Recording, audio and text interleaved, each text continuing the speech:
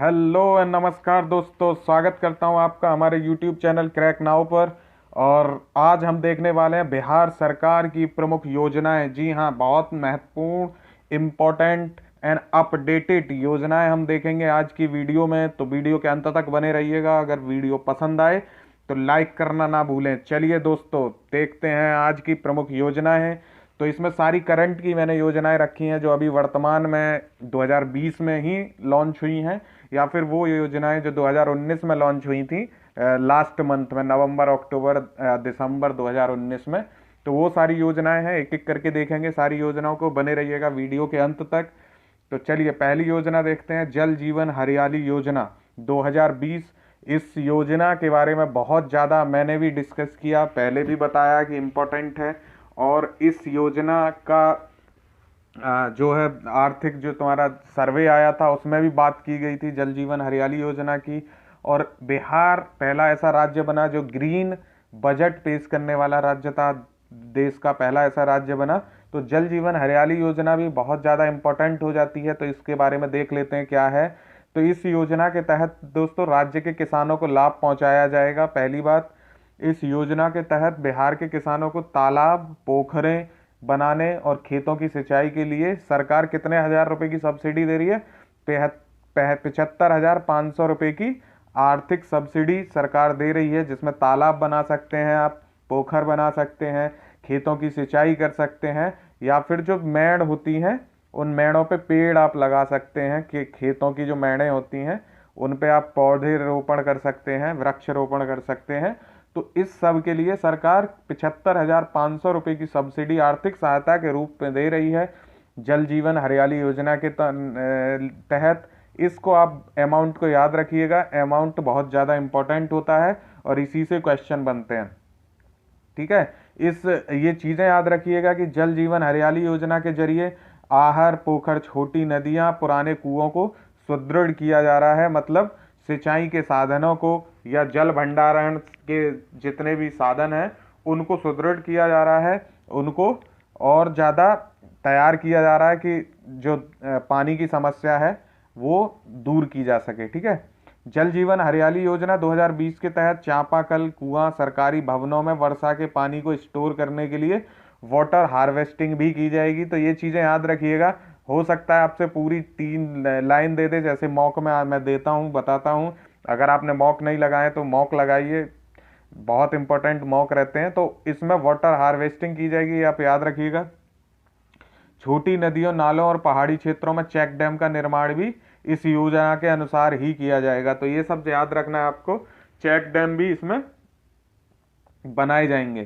ठीक है, इस योजना के जरिए न केवल प्रदेश में फिर से पेड़ लगाने की मुहिम पर काम होगा, बल्कि वर्षा के पानी से सिंचाई की व्यवस्था की जाएगी। तो ये दो चीजें तो आपकी समझ में आ गई। मैंने बताया कि खेतों की मेड़ों पे किसान पौधे लगा सकते हैं, तो इससे वृक्षारोपण का जो एक समस्या रहती है कि बिहार में वृक्षारोपण आप बताइए कितने परसेंट है। तो वो जो वृक्ष का आरोपण है वो किया जाएगा। तो इससे जो कुल वर्षावन, कुल जो वृक्ष हैं वो बढ़ेंगे और कुल वृक्षावरण बढ़ेगा। तो ये सारी चीज़ें उसमें ध्यान दी जा रही हैं। तो इस योजना के तहत क्या हो रहा है, फिर से पेड़ लगाने की मुहिम पे ध्यान दिया जाएगा और वर्षा के पानी और सिंचाई की व्यवस्था की जाएगी। तो यहाँ पे 3 चीज़ें निकल के बार बार आ रही हैं, वाटर हार्वेस्टिंग, ठीक है, और ग्रीनरी के लिए प्लांटिंग, और तीसरा क्या है, सिंचाई की व्यवस्था। तो इस 3 चीज़ें हैं जो मेन मोस्टली जिन पे फोकस किया जा रहा है। 75,500 रुपये, आप ये अमाउंट याद रखिएगा जल जीवन हरियाली योजना में। ठीक है, और इस योजना के तहत वर्ष 2022 तक इस योजना पर 24,524 करोड़ रुपए खर्च किए जाएंगे। तो ये अमाउंट भी आपको याद रखना है, योजना का समय याद रखना है कि अभी 2022 तक के लिए इस योजना का एस्टीमेट दिया गया है। 2022 तक 24,524 रुपये करोड़ रुपए इस पे खर्च किए जाएंगे जल जीवन हरियाली योजना पे। 75,500 रुपये मैंने आपको बता दिया, सब्सिडी इसमें दी जाएगी। ठीक है, पात्रता क्या है ये भी देख लीजिए। इस योजना के तहत आवेदन करने वाले आवेदक बिहार का स्थायी होना चाहिए। यानी अगर आप इसके लिए पात्र तब होंगे जब आप बिहार के स्थायी निवासी हैं। किसी अन्य राज्य का व्यक्ति इसके लिए नहीं आवेदन कर सकता है। मान लीजिए कोई यूपी का व्यक्ति अगर बिहार में खेती करता है, बिहार में वो जमीन करता है लेकिन वहाँ का स्थायी निवासी नहीं है, तो वो इसका पात्र नहीं हो सकता। तो पहली पात्रता के लिए नियम है कि आप जो आवेदक है वो बिहार का स्थायी निवासी होना चाहिए। दूसरी बात है, इस योजना के तहत किसानों को केवल 1 एकड़ की भूमि की सिंचाई के लिए सब्सिडी दी जाएगी। तो ये जो योजना है, जिन किसानों के पास 1 एकड़ की भूमि है उनको सिंचाई के लिए सब्सिडी दी जाएगी। और किसानों की जो कैटेगरी है, 2 कैटेगरी में इसको बांटा गया है। इसीलिए तो ये याद रखने की महत्वपूर्ण चीज है कि केवल 1 एकड़ की भूमि की सिंचाई के लिए ही सब्सिडी दी जाएगी। ठीक है, ये आप याद रखिएगा, बहुत इंपॉर्टेंट लाइन है, इसको आप याद कर लीजिए कि पात्रता की जो दूसरी शर्त है कि इस योजना के तहत किसानों को केवल 1 एकड़ की भूमि की सिंचाई के लिए सब्सिडी दी जाएगी। अगर आपके पास 1 एकड़ से ज्यादा है तो आपकी उस भूमि के लिए सिंचाई के लिए ये सब्सिडी नहीं दी जाएगी। ठीक है, दूसरी बात है कि किसानों को इस जल जीवन हरियाली योजना 2020 के अनुसार 2 श्रेणियों में बांटा गया है। मैंने आपको बताया, ये आप श्रेणी याद कर लीजिएगा, हो सकता है कि श्रेणी पूछ ले कौन कौन सी हैं। तो व्यक्तिगत और सामूहिक, ये 2 किस्म की श्रेणियों में बांटा गया है किसानों को इस जल जीवन हरियाली योजना के तहत। जो व्यक्तिगत श्रेणी है, इसके तहत वे लोग आते हैं जिनके पास 1 एकड़ तक कृषि योग्य भूमि है और वह 1 एकड़ की भूमि में सिंचाई करना चाहते हैं। जबकि जो सामूहिक श्रेणी है, इस श्रेणी के अंतर्गत वह लोग आते हैं जो 5 हेक्टेयर से अधिक रकबे में एक साथ लेना चाहते हैं। उन्हें लागत की पूरी सब्सिडी दी जाएगी, यानी कि 5 एकड़ के लिए एक साथ अगर कोई रकम लेना चाहता है सामूहिक तौर पे, तो उनको भी पूरी सब्सिडी दी जाएगी। ये सामूहिक श्रेणी है और ये व्यक्तिगत श्रेणी है। इसमें मिलके लिया जाएगा और इसमें व्यक्तिगत तौर पे लिया जाएगा। तो ये नाम से ही समझ आ रहा है आपको, व्यक्तिगत और सामूहिक। तो इसमें ऐसा कुछ है नहीं, बस आपको पता होना चाहिए कि इसमें एक कैटेगराइजेशन किया गया है। ठीक है, व्यक्तिगत और सामूहिक में ये चीजें। तो ये रही जल जीवन हरियाली योजना। इसमें मैंने आपको बताई याद रखने वाली चीजें। 75,500 रुपये की सब्सिडी इसमें है। ठीक है, इसमें स्थायी निवासी आपको वहां का होना चाहिए और 1 एकड़ से अगर ज्यादा भूमि है तो आप सिंचाई के लिए इसका लाभ नहीं ले सकते। 2022 तक ये योजना के एस्टीमेट कितना बताया गया? 24,524 करोड़ रुपए बताया गया है। ठीक है, 2 श्रेणियों में इसको बांटा गया है, व्यक्तिगत और सामूहिक श्रेणी। व्यक्तिगत श्रेणी में वे लोग आते हैं जिनके पास 1 एकड़ तक की कृषि भूमि है और सामूहिक श्रेणी में वो लोग आते हैं जो 5 हेक्टेयर से अधिक की रकमें एक साथ लेना चाहते हैं। उन्हें लागत की पूरी सब्सिडी उन्हें भी दी जाएगी सामूहिक श्रेणी में। ठीक है, तो ये थी जल जीवन हरियाली योजना। अब अगली योजना देखते हैं, बिहार मुख्यमंत्री वृद्धजन पेंशन योजना, MVPY के नाम से भी इसको जाना जाता है। उसका भी मतलब हुआ मुख्यमंत्री वृद्धजन पेंशन योजना 2020। बिहार सरकार के समाज कल्याण विभाग ने 60 वर्ष से अधिक आयु के सभी वृद्ध लोगों के लिए मुख्यमंत्री वृद्धजन पेंशन योजना या MVPY के लिए ऑनलाइन आवेदन शुरू कर दिए हैं। तो ये करंट की ही मैंने सारी योजनाओं को डिस्कस किया है। आपने मेरी पुरानी वीडियो देखी होंगी, तो मैं काम भर की चीज़ें बताता हूँ, अधिक से कोई लाभ है नहीं। आप कम पढ़ें लेकिन अच्छा पढ़ें और काम का पढ़ें, सटीक पढ़ें, सुंदर पढ़ें। ठीक है, ये मेरा मोटो रहता है, यही मेरा एम रहता है और इसी को ध्यान में मैं रख के वीडियोज़ अपनी बनाता हूँ, PPT वही बनाता हूँ। तो सभी वृद्ध लोग जिनकी आयु 60 से 79 वर्ष की है, उन्हें राज्य सरकार 400 रुपये प्रति माह पेंशन भत्ते के रूप में देगी। ये चीज याद रखनी यहाँ पे, 60 से 79 वर्ष की जिनकी आयु है उन्हें राज्य सरकार 400 रुपये प्रति माह। ठीक है, और जिनकी आयु 80 वर्ष या उससे अधिक है उन्हें 500 रुपये प्रति माह दिए जाएंगे। ये आप याद रखिएगा। इसमें 2 कैटेगरी हैं, जो 60 से 79 वर्ष की जिनकी उम्र है उनको 400 रुपये प्रति माह दिए जाएंगे। जिनकी उम्र 80 वर्ष या उससे अधिक है उनको 500 रुपये प्रति माह दिए जाएंगे मुख्यमंत्री वृद्धजन पेंशन योजना के तहत। ठीक है, ऑनलाइन आवेदन इसके शुरू किए जा चुके हैं। ये इस योजना के बारे में सिर्फ यही याद रखने योग्य था, तो ये बता दिया। मेरा वही एम रहता है कि आपको ज़्यादा ना पढ़ना पड़े। हाँ, एक चीज़ आप इसमें और याद रखिएगा, समाज कल्याण विभाग के तहत ये स्कीम चालू की जा रही है। अगर क्वेश्चन और कुछ पूछे तो यहाँ से पूछ सकता है कि किस विभाग के तहत है, तो समाज कल्याण विभाग के तहत है। ये इतना भर जान लेना आपके लिए काफ़ी होगा। चलिए अगली योजना देखते हैं, बिहार CM कन्या उत्थान योजना 2020। ये पुरानी योजना का नवीनीकरण है। बिहार CM कन्या उत्थान योजना पहले से भी चलती रही है। ठीक है, तो ये उसी का नवीनीकरण है, लेकिन 2020 में फिर से इसको बजट बढ़ाया गया है, इसको फिर से डिस्कस किया गया है, तो इसको हम नवीन ही मानेंगे, इसलिए मैंने इसको यहाँ पे डिस्कस कर रहा हूँ। बिहार सरकार ने शिक्षा विभाग द्वारा प्रदेश में, ये शिक्षा विभाग द्वारा, ये ध्यान रखिएगा, प्रदेश में मुख्यमंत्री कन्या उत्थान योजना 2020, इसको MKUY भी बोलते हैं, मुख्यमंत्री कन्या उत्थान योजना के तहत बालिका स्नातक प्रोत्साहन योजना। तो पहले इसको बालिका स्नातक प्रोत्साहन योजना भी जाना जाता था, लेकिन कन्या उत्थान योजना भी जाना जाता है। तो ये बात याद रखिएगा, MBSP आ जाए, यानी कि या तो मुख्यमंत्री बालिका स्नातक प्रोत्साहन योजना आ जाए या फिर कन्या उत्थान योजना आ जाए, उसका मतलब अब एक ही होगा, क्योंकि दोनों को मर्ज कर दिया गया ऑलमोस्ट, ये समझिए आप। तो बिहार सरकार ने शिक्षा विभाग द्वारा प्रदेश में मुख्यमंत्री कन्या उत्थान योजना 2020 के तहत बालिका स्नातक प्रोत्साहन योजना चलाई हुई है। ये इसी के अंडर है, एक ही चीज़ है, ये ध्यान रखिएगा, ठीक है। ये सरकारी योजना राज्य की छात्राओं को मुख्य धारा में लाने के साथ साथ उन्हें आत्मनिर्भर बनाएगी, ठीक है। तो जैसे भ्रूण हत्या या बहुत सारी चीज़ें जो कन्याएं पढ़ नहीं पाती या फिर सामाजिक पिछड़ेपन का शिकार हो जाती हैं, घर में काम करती रहती हैं, तो उनको मुख्य धारा में लाना, उन सब चीज़ों से हटा के, ये इसका उद्देश्य है। मुख्यमंत्री कन्या उत्थान योजना 2020 का मुख्य उद्देश्य क्या है? लड़कियों के बाल विवाह को रोकना, उन्हें शिक्षा प्राप्त करने के लिए प्रोत्साहित करना। तो वही है कि उनको मुख्य धारा में लाने के सारे प्रयास कर रही है राज्य सरकार, बिहार सरकार, उसी के तहत ये योजना चलाई जा रही है। अब देख लेते हैं कि इस योजना में क्या क्या है।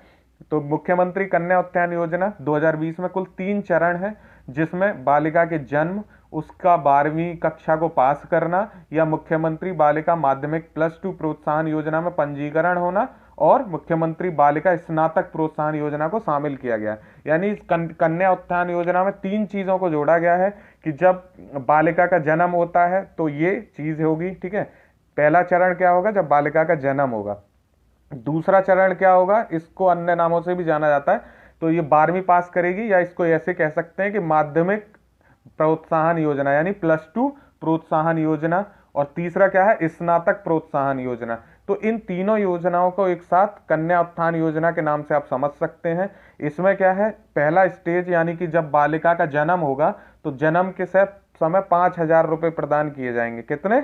जन्म के समय 5,000, पहले स्टेप पे 5,000 रुपये जन्म के समय प्रदान किए जाएंगे, ये आप याद रखिए, ठीक है।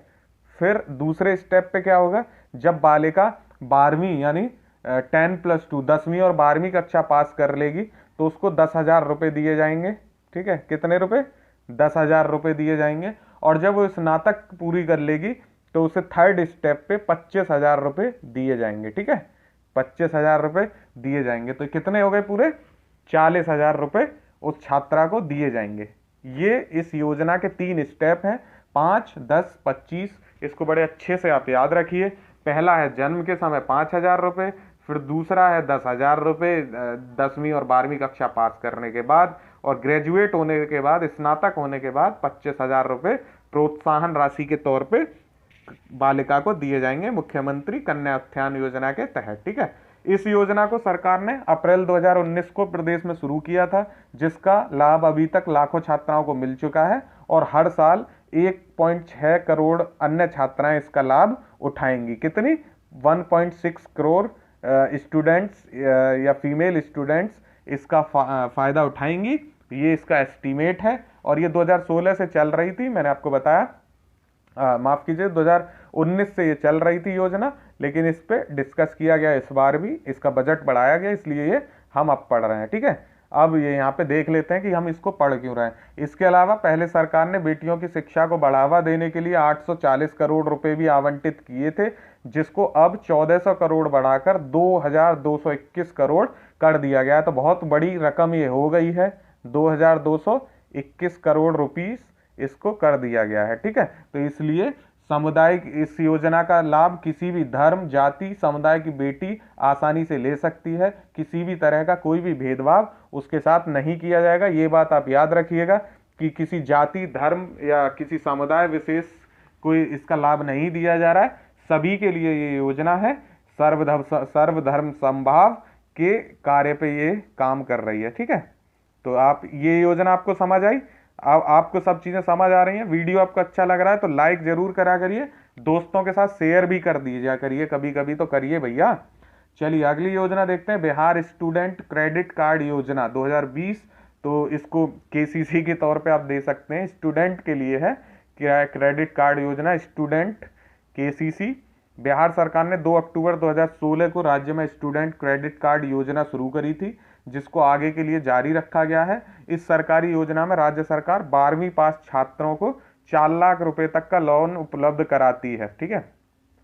और अगर आप इसका सोर्स जानना चाहें कि मैंने ये कहाँ से लिया है, तो इसका सोर्स है कि ये मैंने जो बिहार की जो सरकारी योजना है उस साइट से ये मैंने सारा डेटा लिया है। तो बिल्कुल वैलिड है डेटा और ऑथेंटिक है। ठीक है, कहीं ऐसी किसी बुक से मैंने नहीं लिया है, ये सीधा योजना बिहार की सरकारी योजना की साइट से लिया गया डेटा है।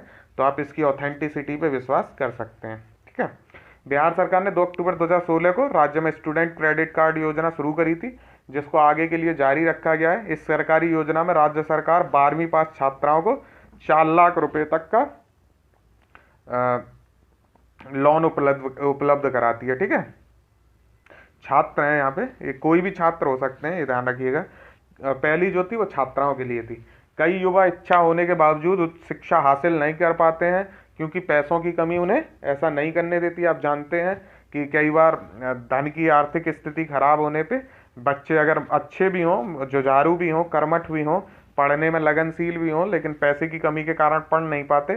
तो इसी समस्या के समाधान के लिए प्रदेश सरकार ने स्टूडेंट क्रेडिट कार्ड योजना या Bihar student credit card scheme को शुरू किया था, जिससे छात्र छात्राएं अपनी आगे की पढ़ाई कर सकें। तो इसमें किसी छात्र या छात्रा विशेष के लिए नहीं है, ये सभी के लिए है, दोनों ही लोग इसको ले सकते हैं। 12वीं पास छात्राओं को 4 लाख रुपए का लोन उपलब्ध कराया जाएगा। इसमें बिहार स्टूडेंट क्रेडिट कार्ड योजना 2020 में, इतना याद रखिए आप। ठीक है। चलिए अगली योजना देखते हैं। अच्छा, इसमें एक चीज और है, बीएसएससी योजना 2020 को लागू करने के लिए सरकार ने शिक्षा वित्त निगम यानी एजुकेशन फाइनेंस कॉरपोरेशन की स्थापना भी करी थी, जिससे इस स्टूडेंट क्रेडिट कार्ड स्कीम को सफलतापूर्वक राज्य में चलाया जा सके। तो आप ये और चीज याद रखिए इसमें कि ये इसको शॉर्ट फॉर्म क्या हो गया इसका, BSCC।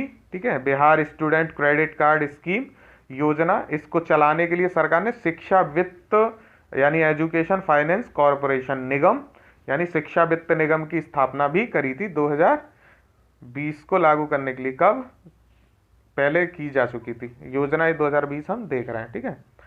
चलिए अब आगे देख लेते हैं बिहार कोरोना सहायता योजना। तो आपको पता है कोविड बहुत ज़्यादा रहा, देश में समस्याएं बड़ी रहीं, लोगों को इधर से उधर मूव होना पड़ा, माइग्रेशन हुआ बहुत ज़्यादा। इसी में बिहार के आपदा प्रबंधन विभाग द्वारा बिहार कोरोना तत्काल सहायता मोबाइल ऐप लॉन्च कर दिया गया है। ठीक है, आपदा प्रबंधन विभाग द्वारा, ये आप याद रखिएगा, बिहार के ये कोरोना तत्काल सहायता मोबाइल ऐप लॉन्च किया गया। और इसी एंड्रॉयड ऐप के माध्यम से लोग ऑनलाइन रजिस्ट्रेशन कर सकते हैं, जिसके बाद नीतीश सरकार उन्हें 1000 रुपये की वित्तीय सहायता प्रदान करेगी। और कोरोना वायरस से चलते केंद्र सरकार ने देश भर में लॉकडाउन लगाया हुआ था, आप ये जानते हैं, इसीलिए वित्तीय सहायता प्रदेश में लोगों के बैंक खातों में सीधा ट्रांसफर करी जाएगी, ऐसा कहा गया था। तो अगर पूछ सकता है कोरोना बिहार कोरोना सहायता ऐप या योजना के माध्यम से कितना सहायता राशि दी जा रही थी, तो 1000 रुपये दी जा रही थी, ये आप याद कर सकते हैं इसमें। ठीक है। फिर है बिहार आंगनवाड़ी लाभार्थी योजना 2020। तो इस योजना में जानने जैसा जो है वो है कि बिहार सरकार कोरोना सहायता अनुदान योजना के लिए ऑनलाइन आवेदन पत्र आमंत्रित कर रही है, जिसके लिए इच्छुक उम्मीदवार आंगनवाड़ी लाभार्थी योजना के तहत ऑनलाइन रजिस्ट्रेशन कर सकते हैं। तो ये भी ऑनलाइन ही है। इस सरकारी योजना में गर्भवती महिलाएं, बच्चे जिन्हें पहले आंगनवाड़ी केंद्र से भोजन और राशन के रूप में मदद मिल रही थी, पर कोरोना वायरस लॉकडाउन के चलते नहीं मिल पा रही है, उन महिलाओं और बच्चों के बैंक खातों में वित्तीय सहायता राशि ट्रांसफर करी जाएगी। तो आप ये मान लीजिए जो गर्भवती महिलाएं थी या स्कूल जाने वाले बच्चे थे, जो मिड डे मील के नाम पे उनको भोजन मिलता था आंगनवाड़ी से, लेकिन अब वो सब मिल नहीं पा रहा है, तो उनके पोषण की व्यवस्था बड़ी खराब हो गई है। तो उस चीज़ को याद रखते हुए, ध्यान में रखते हुए, यानी कोरोना सहायता अनुदान योजना में ऐसे लाभार्थियों को पका हुआ भोजन और राशन न उपलब्ध कराकर बैंक खातों में राशि का भुगतान किया जाएगा। तो बिहार आंगनवाड़ी लाभार्थी योजना का मतलब आप ये समझिए कि वो गर्भवती महिलाएं या बच्चे जिनको पका हुआ भोजन अभी उपलब्ध नहीं हो पा रहा है, उनके खाते में सीधे सहायता राशि प्रदान की जाएगी, यही ये स्कीम है। ठीक है। अगला है बिहार पीड़िता योजना 2019। तो ये 2019 की मैंने 2-3 योजनाओं को रखा है जो मुझे लगा कि ये इम्पोर्टेंट है, और ये आपको पढ़ानी चाहिए, बतानी चाहिए, इसलिए मैंने इनको भी डिस्कस कर देता हूँ। तो बिहार पीड़िता योजना ये 2019 की है। रेप और एसिड अटैक पीड़ित महिलाओं को 10 लाख रुपए का मुआवजा बिहार सरकार प्रदान कर रही है। तो बिहार सरकार की जो बहन बेटियां हैं जो रेप और एसिड अटैक से पीड़ित हैं, ठीक है, उनके लिए मुआवजे की राशि को बढ़ाकर, ये पहले कितनी थी, 3 लाख रुपए थी, और अब इसको 10 लाख रुपए कर दिया गया है। यानी इसमें 7 लाख रुपए का बढ़ोतरी की गई है, 10 लाख हो गया है अब। तो इसीलिए करंट में आ गया था और इसीलिए मैं इसको यहाँ डिस्कस कर रहा हूँ, ठीक है। तो इसमें 7 लाख रुपए का इजाफा हुआ है और ये अब टोटल 10 लाख रुपए उन बहन बेटियों को दिया जाएगा जो रेप या एसिड अटैक से पीड़ित हैं। नीतीश सरकार की इस रेप और एसिड अटैक पीड़िता योजना का सर्वोच्च न्यायालय के निर्णय के बाद शुरू किया गया है। इस सरकारी योजना के तहत दी जाने वाली जो राशि है वो पूरी तरह से प्रदेश की सरकार द्वारा वहन की जाएगी, यानी इसको एक मुश्त प्रदेश की सरकार द्वारा दिया जाएगा। राज्य सरकार के कानून मंत्रालय ने इस रेप और एसिड अटैक पीड़िता योजना में संशोधन का फैसला लिया है। तो ये किसने लिया है संशोधन का फैसला, ठीक है, किसने, कानून मंत्रालय ने, राज्य सरकार के कानून मंत्रालय ने इसमें संशोधन किया। संशोधन क्या हुआ, जो 3 लाख की रकम थी उसको बढ़ा के 10 लाख कर दिया गया, ठीक है। तो ये बिहार पीड़िता योजना है, ये आप याद रखिए। अगला है बिहार कुशल युवा प्रोग्राम 2019। तो ये काफ़ी चर्चा में रहा है ये योजना। बिहार सरकार ने युवाओं को रोजगार उपलब्ध कराने और उन्हें जॉब लेने के लिए सक्षम बनाने के मकसद से कुशल युवा प्रोग्राम या KYP चलाया रखा है। ये सरकारी योजना बिहार स्किल डेवलपमेंट मिशन का ही हिस्सा है। किसका, बिहार स्किल डेवलपमेंट मिशन का हिस्सा है, जिसमें युवाओं को कौशल प्रशिक्षण उपलब्ध कराया जाता है जिससे कि उन्हें आसानी से नौकरी मिल सके, ठीक है। तो इसमें क्या कराया जाता है, कौशल प्रशिक्षण, और बिहार स्किल डेवलपमेंट मिशन का ये हिस्सा है। तो ये चीज़ आप याद रखिएगा। कुशल युवा अभियान के प्रदेश की सरकार ने अक्टूबर 2016 की राज्य में शुरू किया था। तो ये कब से चल रहा है, 2016 से ये चल रहा है, और हम इसको 2019 के नाम पे पढ़ रहे हैं क्योंकि ये यहाँ पे अपडेटेड हुआ था, ठीक है। तो जितना भी हैं ये सारी अपडेशन हुए हैं। बिहार में चल रहे इस कुशल युवा अभियान के तहत अब तक लाखों युवाओं ने इसमें ऑनलाइन पंजीकरण करवाया है और नौकरी प्राप्त कर ली है। इसी के चलते 3 साल पुरानी KYP योजना युवाओं के बीच काफ़ी लोकप्रिय हो चुकी है। राज्य सरकार का उद्देश्य है कि जो बच्चे कंप्यूटर और अंग्रेजी की कम समझ होने के कारण पिछड़ जाते हैं उन्हें इस कार्यक्रम से आगे बढ़ने में मदद करना इसका मेन उद्देश्य है। कंप्यूटर और अंग्रेजी की समझ को विकसित करना, उनके अंदर स्किल डेवलपमेंट करना, ठीक है। और ये किसका हिस्सा है, बिहार स्किल डेवलपमेंट मिशन का हिस्सा है। तो आप ये याद रखिएगा योजना के बारे में, ठीक है। चलिए अगली योजना देखते हैं, बिहार पत्रकार सम्मान योजना 2019। तो आप जानते हैं पत्रकारों के लिए योजना है। बिहार सरकार ने पत्रकारों के लिए राज्य में पत्रकार सम्मान योजना चलाई हुई है, जिसका पहले पत्रकार पेंशन योजना नाम था। तो आप याद रखिएगा, इसका पहले क्या नाम था, पत्रकार पेंशन योजना नाम था। अब पत्रकार सम्मान योजना इसका नाम कर दिया गया है। इस सरकारी योजना के तहत नीतीश कुमार ने पत्रकारों के लिए पत्रकार सम्मान योजना में हर महीने 6,000 रुपये की राशि देने का फैसला किया है, प्रति महीने 6,000 रुपये, ठीक है। इसके लिए कुछ शर्तें हैं वो हम देख लेंगे, जिसके लिए मौजूदा पेंशन के नियमों में आवश्यक संशोधन के लिए योग्य सेवानिवृत्त पत्रकारों के लाभ के लिए सूचना एवं जनसंपर्क विभाग को निर्देश दे दिए गए हैं। तो IPRD ने इसको निर्देश दिए और इसमें क्या क्या इसमें चेंजेस हुए हैं वो देख लीजिए आप, कि पत्रकार सम्मान योजना के तहत 20 साल तक अगर आपको किसी को पत्रकारिता का अनुभव है, ठीक है, कोई भी पत्रकार अगर उसके पास 20 साल का अनुभव है, 20 वर्ष का अनुभव है पत्रकारिता का, तो वो इसके लिए एलिजिबल होगा। उसको ये 6,000 रुपये प्रति माह प्रदान किए जाएंगे, ठीक है। अगर किसी भी कारणवश उनकी मौत हो जाती है तो उनकी पत्नी या पति को योजना का लाभ मिलता रहेगा। मान लीजिए अगर पति पत्रकार हैं और उनकी मृत्यु हो जाती है तो उनकी पत्नी को 6,000 रुपये मिलेंगे। अगर पत्नी पत्रकार हैं और उनकी मृत्यु हो जाती है तो पति को 6,000 रुपये प्रदान करने का इनका प्लान है। मुख्यमंत्री पत्रकार सम्मान योजना 2019 का लाभ अखबार, टीवी जर्नलिस्ट और वेब पोर्टल में काम करने वाले सभी पत्रकारों को मिलेगा। तो ऐसा नहीं है कि सिर्फ टीवी पत्रकार या अखबार के समाचार पत्रों के पत्रकारों को मिले, हर किसी किस्म के पत्रकार, चाहे वो वेब पोर्टल में काम करते हो या वो टीवी जर्नलिस्ट हो या अखबार में काम करते हो, सभी को ये 6,000 रुपये प्रदान किए जाएंगे इस योजना के तहत। ठीक है, तो दोस्तों ये बताइए आपको वीडियो पसंद आ रही है कि नहीं मेरी, कमेंट करके आप बताया करिए वीडियो कैसी लग रही है। पसंद आए तो दोस्तों के साथ शेयर जरूर करिए, लाइक करिए, कमेंट करिए और मस्त रहिए, पढ़ते रहिए। धन्यवाद, बहुत बहुत शुभकामनाएं आपको।